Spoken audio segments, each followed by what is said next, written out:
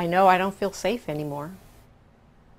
A Carlsbad woman outraged after learning the serial rapist who attacked her more than 30 years ago is tonight a free man. An Orange County jury decided William Sabatasso is no longer a sexually violent predator. Now his victims are reliving that terror and fear they felt 3 decades ago. New at 5, 10 News reporter Allison Ash joins us now. And Allison, the victim you spoke to said this is happening way too much.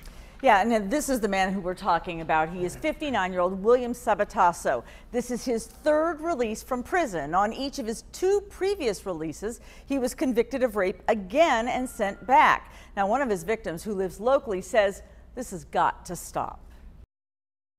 Stripped me of my clothes and threw me on the bed and raped me. Michelle Geller was just 20 years old. Now in her 50s, she had to once again face the man who raped her, William Sabatasso, as he asked a jury to set him free. I was taken back to the same terror of that night 32 years ago, and I was shocked.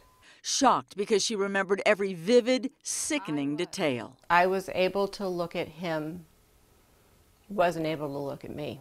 Sabatasso was convicted of 6 rapes. This is his picture. It's now posted on the Megan's Law website. Geller hoped he'd be kept at the same state mental hospital where San Diego sexually violent predator Alvin Quarles is housed.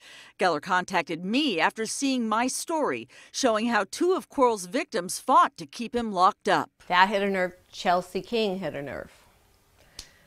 When Chelsea and Amber, after they were both murdered and they knew who it was and that he was a repeat offender, he had been out, all of that started clicking somewhat in my head. But Geller knew she had to do something. She now works with the Chelsea's Light Foundation and plans to be the voice for victims who she says should not have to keep reliving the nightmare. We were children, and that happened back then and terrorized us. And then 30 years later, we all have to go revisit it. The verdict came in yesterday, and Sabatasso is on his way now to Mesa, Arizona, where he plans to live with his mother and sister. Geller says although he is in bad health, she is worried about the safety of the women who live there. Allison Ash, 10 News.